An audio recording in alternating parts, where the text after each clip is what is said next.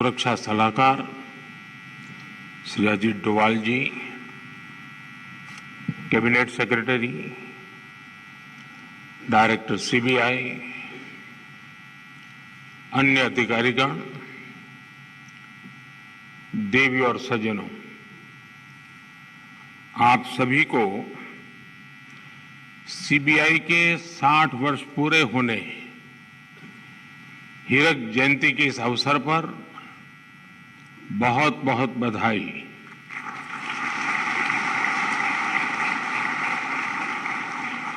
देश की premium investigation agency के रूप में 60 वर्ष का सफर आपने पूरा किया है। ये 6 दशक निश्चित रूप से अनेक उपलब्धियों के रहे हैं। आज यहां सीबीआई के मामलों से जुड़े सुप्रीम कोर्ट के फैसलों का संग्रह भी जारी किया गया है। ये सीबीआई के बीते वर्षों के सफर को दिखाता है। कुछ शहरों में सीबीआई का नया दफ्तर हो, ट्विटर हैंडल हो, अन्य व्यवस्थाएं जिनका आज शुभारंभ हुआ है, वो निश्चित रूप से सीबीआई को और सशक्त करने में अहम भूमिका निभाएंगे। सीबीआई ने अपने काम से, अपने कौशल से सामान्य जन को एक विश्वास दिया है। आज भी जब किसी को लगता है कि कोई केस असाध्य है, तो आवाज उठती है कि मामला सीबीआई को दे देना चाहिए। लोग आंदोलन करते हैं कि केस उनसे लेकर के सीबीआई को दे दो। यहां तक कि पंचायत स्तर पर भी कोई मामला आता है तो लोग कहते हैं, अरे भाई इसके तो सीबीआई के हवाले करना चाहिए। न्याय के, इंसाफ के एक ब्रांड के रूप में सीबीआई हर जुबान पर है। सामान्य जन का ऐसा भरोसा जीतना कोई साधारण उपलब्धि नहीं है।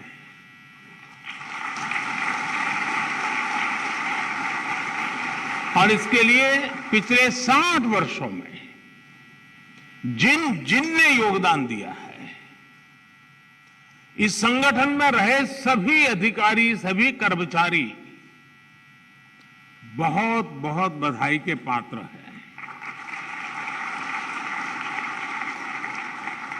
अभी यहां कई साथियों को उत्कृष्ट सेवा के लिए पुलिस मेडल से भी सम्मानित किया गया है। जिनका सम्मान करने का मुझे अवसर मिला है, जिनको सम्मान प्राप्त हुआ है, उनको, उनके परिवारजनों को मेरी तरफ से बहुत बहुत बधाई। साथियों, इस महत्वपूर्ण पड़ाव पर अतीत की उपलब्धियों के साथ ही आने वाले समय की, भविष्य की चुनौतियों पर मंथन भी उतना ही आवश्यक है। आपने जो चिंतन शिविर किया है, इसका उद्देश्य भी अपने आप को अपग्रेड करना, अपने आप को अपडेट करना और इसमें पुराने अनुभवों से सीख लेते हुए भविष्य के रास्ते निकालने हैं, निर्धारित करने हैं। ये भी ऐसे समय में हो रहा है जब देश ने अमृत काल की यात्रा का आरंभ किया है। कोटि कोटि भारतीयों ने आने वाले 25 सालों में भारत को विकसित बनाने का संकल्प लिया है और विकसित भारत का निर्माण प्रोफेशनल और एफिशिएंट इंस्टीट्यूशंस के बिना संभव नहीं है और इसलिए सीबीआई पर बहुत बड़ी जिम्मेदारी है।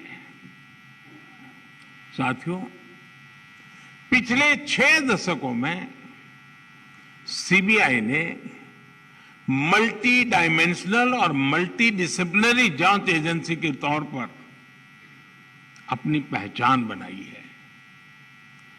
आज सीबीआई का दायरा काफी बड़ा हो चुका है। बैंक फ्रॉड से लेकर वाइल्ड लाइफ से जुड़े अपराधों, यानी यहां से यहां तक, महानगर से लेकर के जंगल तक अब सीबीआई को दौड़ना पड़ रहा है। ऑर्गेनाइज क्राइम से लेकर साइबर क्राइम तक के मामले सीबीआई देख रही है, लेकिन मुख्य रूप से सीबीआई की जिम्मेदारी भ्रष्टाचार से देश को मुक्त करने की है। भ्रष्टाचार कोई सामान्य अपराध नहीं होता। भ्रष्टाचार गरीब से उसका हक छीनता है। भ्रष्टाचार अनेक अपराधों का सिलसिला शुरू करता है, अपराधों को जन्म देता है। भ्रष्टाचार लोकतंत्र और न्याय के रास्ते में सबसे बड़ा रोड़ा होता है। विशेष रूप से जब सरकारी तंत्र में भ्रष्टाचार हावी रहता है तो वो लोकतंत्र को फलने फूलने नहीं देता। जहां भ्रष्टाचार होता है वहां सबसे पहले युवाओं के सपने बलि चढ़ जाते हैं, युवाओं को उचित अवसर नहीं मिलते। वहां सिर्फ एक विशेष इकोसिस्टम ही फलता फूलता है। भ्रष्टाचार प्रतिभा का सबसे बड़ा दुश्मन होता है और यहीं से भाई भतीजावाद, परिवारवाद पनपता रहता है और अपना शिकंजा मजबूत करता रहता है। जब भाई भतीजावाद और परिवारवाद बढ़ता है तो समाज का, राष्ट्र का सामर्थ्य कम होता जाता है और जब राष्ट्र का सामर्थ्य कम होता है तो विकास अवश्य प्रभावित हो जाता है। दुर्भाग्य से गुलामी के कालखंड से करप्शन की एक लेगेसी हमें मिली है, लेकिन दुख इस बात का है कि आजादी के बाद के अनेकों दशकों तक इस लेगेसी को हटाने के बजाय किसी न किसी रूप में कुछ लोग उसको सशक्त करते गए। साथियों, आप याद कीजिए 10 वर्ष पहले जब आप गोल्डन जुबिली मना रहे थे तब देश में क्या स्थिति थी।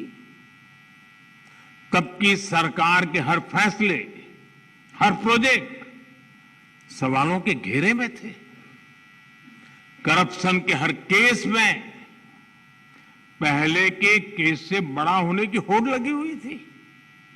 तूने इतना किया तो मैं इतना करके दिखाऊंगा। आज देश में इकोनॉमी की साइज के लिए लाख करोड़ यानी ट्रिलियन डॉलर की चर्चा होती है, लेकिन तब घोटालों की साइज के लिए लाख करोड़ की टर्म मशहूर हुई थी। इतने बड़े बड़े घोटाले हुए, लेकिन आरोपी निश्चिंत थे। उन्हें पता था कि तब का सिस्टम उनके साथ खड़ा है। और इसका असर क्या हुआ? देश का व्यवस्था पर भरोसा टूट रहा था। पूरे देश में करप्शन के खिलाफ आक्रोश लगातार बढ़ रहा था। इससे पूरा तंत्र छिन्न भिन्न होने लगा। लोग फैसला लेने से बचने लगे। पॉलिसी पैरालिसिस का माहौल बन गया। इसने देश का विकास ठप कर दिया। देश में आने से निवेशक डरने लगे। करप्शन के उस कालखंड ने भारत का बहुत ज्यादा नुकसान किया। साथियों, साल 2014 के बाद हमारा पहला दायित्व व्यवस्था में भरोसे को फिर कायम करने का रहा और इसलिए हमने काले धन को लेकर, बेनामी संपत्ति को लेकर मिशन मोड पर एक्शन शुरू किया। हमने भ्रष्टाचारियों के साथ साथ भ्रष्टाचार को बढ़ावा देने वाले कानूनों पर प्रहार करना शुरू किया। अब याद कीजिए, सरकारी टेंडर प्रक्रियाएं, सरकारी ठेके, ये सवालों के सबसे बड़े घेरे में थी। हमने इनमें पारदर्शिता को प्रोत्साहन दिया। आज जब हम 2G और 5G स्पेक्ट्रम के आवंटन की तुलना करते हैं तो अंतर साफ साफ नजर आता है। आप भी जानते हैं, अब केंद्र सरकार के हर विभाग में खरीदारी के लिए जेम यानी गवर्नमेंट ई मार्केट प्लेस की स्थापना की गई है। आज हर विभाग ट्रांसपेरेंसी के साथ इसी डिजिटल प्लेटफॉर्म पर अधिक से अधिक खरीदारी कर रहा है। साथियों, आज हम इंटरनेट बैंकिंग की बात करते हैं, यूपीआई से रिकॉर्ड ट्रांजैक्शन की बात करते हैं, लेकिन हमने 2014 से पहले का फोन बैंकिंग वाला दौर भी देखा है। ये वो दौर था जब दिल्ली में प्रभावशाली राजनीतिक दलों से जुड़े लोगों के फोन पर हजारों करोड़ रुपए के बैंक लोन मिला करते थे। इसने हमारी अर्थव्यवस्था के आधार, हमारे बैंकिंग सिस्टम को बर्बाद कर दिया था। बीते वर्षों में हम बहुत मेहनत करके अपनी बैंकिंग सेक्टर को मुश्किलों से बाहर निकाल करके लाए हैं। फोन बैंकिंग के उस दौर में कुछ लोगों ने 22,000 करोड़ रुपए देश के बैंकों के लूट लिए और विदेश भाग गए।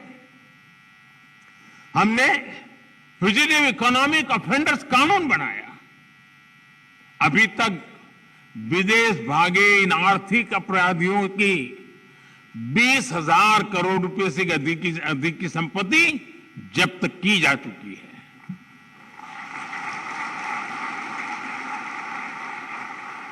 साथियों, भ्रष्टाचारियों ने देश का खजाना लूटने का एक और तरीका बना रखा था जो दशकों से चला आ रहा था। ये था सरकारी योजनाओं के लाभार्थियों से लूट।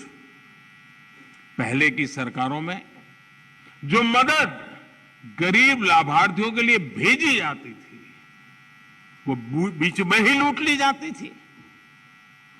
राशन हो, घर हो, स्कॉलरशिप हो, पेंशन हो, ऐसी अनेक सरकारी स्कीम्स में असली लाभार्थी खुद को ठगा हुआ महसूस करते थे। और एक प्रधानमंत्री ने तो कहा था, 1 रुपया जाता है 15 पैसा पहुंचता है। 85 पैसों की चोरी होती थी। पिछले दिनों मैं सोच रहा था, हमने डीबीटी के द्वारा करीब 27 लाख करोड़ रुपए नीचे लोगों में पहुंचाया है।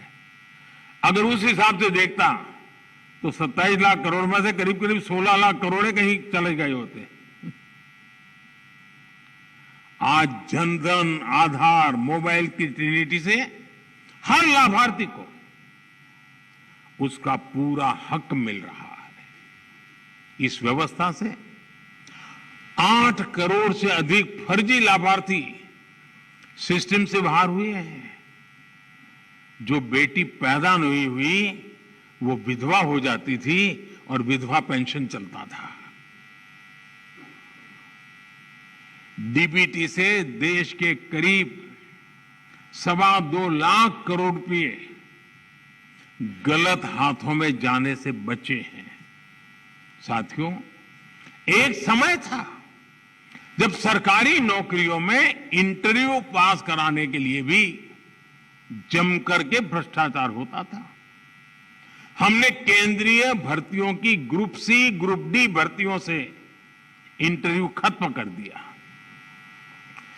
एक समय में यूरिया के भी घोटाले होते थे।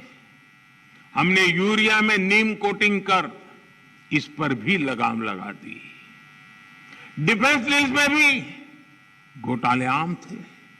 बीते 9 वर्षों में डिफेंस डील्स पूरी पारदर्शिता के साथ किया गया है। अब तो हम भारत में ही अपनी जरूरत का रक्षा सामान बनाने पर बल दे रहे हैं। साथियों, भ्रष्टाचार के विरुद्ध लड़ाई को लेकर ऐसे अनेक कदम आप भी बता सकते हैं, मैं भी गिना सकता हूं, लेकिन अतीत के हर अध्याय से हमें कुछ न कुछ सीखने की जरूरत है। दुर्भाग्य से भ्रष्टाचार से जुड़े मामले वर्षों तक खींचते चले जाते हैं। ऐसे मामले भी आए हैं जिसमें एफआईआर होने के 10 साल बाद भी सजा की धाराओं पर चर्चा चलती रहती है। आज भी जिन मामलों पर एक्शन हो रहे हैं वो कई साल पुराने हैं।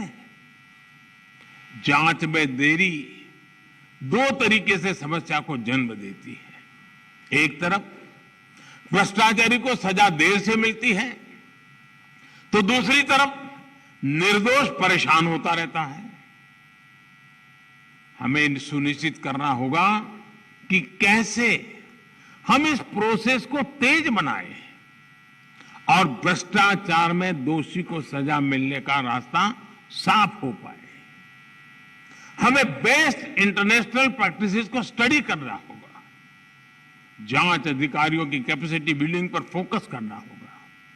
और साथियों, आपके बीच मैं एक बात फिर स्पष्ट करना चाहता हूं।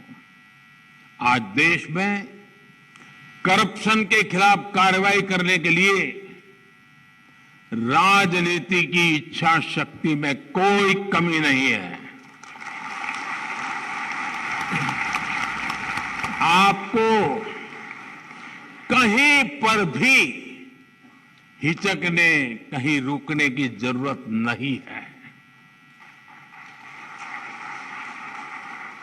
मैं जानता हूं जिनके खिलाफ एक्शन ले रहे हैं वो बहुत ताकतवर लोग हैं। बरसों बरस तक वो सरकार का, सिस्टम का हिस्सा रहे हैं।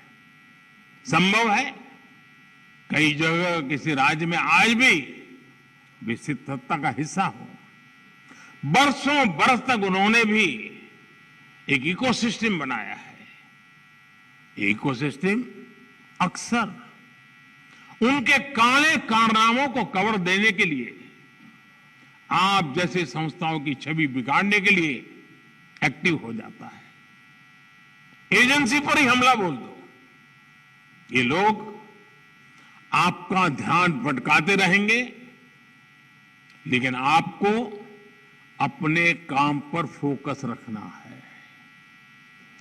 कोई भी भ्रष्टाचारी बचना नहीं चाहिए। हमारी कोशिशों में कोई भी ढील नहीं आनी चाहिए। ये देश की इच्छा है, ये देशवासियों की इच्छा है। और मैं आपको भरोसा दिलाता हूं, देश आपके साथ है। कानून आपके साथ है, देश का संविधान आपके साथ है।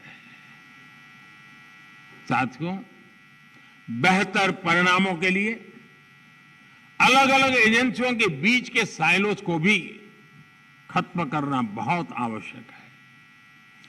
ज्वाइंट और मल्टी डिसिप्लिनरी इन्वेस्टिगेशन आपसी विश्वास के माहौल में ही संभव होगा। अब देश की ज्योग्राफिकल बाउंड्रीज, उससे बाहर भी पैसों का, लोगों का, गुड्स एंड सर्विसेज का बड़े पैमाने पर मूवमेंट हो रहा है। जैसे जैसे भारत की आर्थिक शक्ति बढ़ रही है, तो अड़चने पैदा करने वाले भी बढ़ रहे हैं। भारत के सामाजिक ताने बाने पर, हमारी एकता और भाईचारे पर, हमारे आर्थिक हितों पर, हमारे संस्थानों पर भी नित्य प्रतिदिन प्रहार बढ़ते चले जा रहे हैं। और इसमें जाहिर तौर पर करप्शन का पैसा लगता है। इसलिए हमें क्राइम और करप्शन के मल्टीनेशनल नेचर को भी समझना होगा, स्टडी करना होगा, उठ के रूट कॉज तक पहुंचना होगा। आज हम अक्सर देखते हैं कि आधुनिक टेक्नोलॉजी के कारण क्राइम ग्लोबल हो रहे हैं, लेकिन यही टेक्नोलॉजी, यही इनोवेशन समाधान भी दे सकते हैं। हमें इन्वेस्टिगेशन में फॉरेंसिक साइंस के उपयोग का और ज्यादा विस्तार करना होगा। साथियों, साइबर क्राइम जैसी चुनौतियों से निपटने के लिए हमें इनोवेटिव तरीके खोजने चाहिए। हम टेक एनेबल एंटरप्रेन्योर्स और यंगस्टर्स को अपने साथ जोड़ सकते हैं। आपके संगठन में ही कई टेक्नोसेवी युवा होंगे जिनका बेहतर उपयोग किया जा सकता है। साथियों, मुझे बताया गया है कि सीबीआई ने 75 ऐसी प्रथाओं को कंपाइल किया है जिन्हें समाप्त किया जा सकता है। हमें एक समयबद्ध तरीके से इस पर काम करना चाहिए। बीते वर्षों में सीबीआई ने खुद को इवॉल्व किया है। ये प्रक्रिया बिना रुके, बिना थके ऐसे ही चलती रहनी चाहिए। मुझे पूरा विश्वास है चिंतन शिविर एक नए आत्मविश्वास को जन्म देगी। ये चिंतन शिविर नए आयामों तक पहुंचने के रास्ते बनाएगी। ये चिंतन शिविर गंभीर से गंभीर, कठिन से कठिन समस्याओं को सुलझाने के तौर तरीके में आधुनिकता ले आएगी और हम ज्यादा प्रभावी होंगे, ज्यादा परिणामकारी होंगे और सामान्य नागरिक न बुरा करना चाहता है, न बुरा उसको पसंद है। हम उसके भरोसे आगे बढ़ना चाहते हैं जिसके दिल में सच्चाई जिंदा है। और वो संख्या कोटि कोटि जनों की है, कोटि कोटि जनों की है। इतना बड़ा सामर्थ्य हमारे साथ खड़ा है, तो हमारे विश्वास में कहीं कमी की गुंजाइश नहीं है। साथियों, इस हीरक महोत्सव के महत्वपूर्ण अवसर पर मैं आपको अनेक अनेक शुभकामनाएं देता हूं। आप अपने लिए 15 साल में क्या करेंगे और अपने माध्यम से 2047 तक क्या अचीव करेंगे, ये 2 लक्ष्य तय कर करके आगे बढ़ना चाहिए। 15 साल इसलिए कि जब आप 75 के होंगे तब आप कितने सामर्थ्यवान, समर्पित, संकल्पवान होंगे। और जब देश 2047 में शताब्दी मनाता होगा, तब इस देश की आशा अपेक्षाओं के अनुरूप आप किस ऊंचाई पर पहुंचे होंगे, वो दिन देश देखना चाहता है। मेरी आपको बहुत शुभकामनाएं। बहुत बहुत धन्यवाद।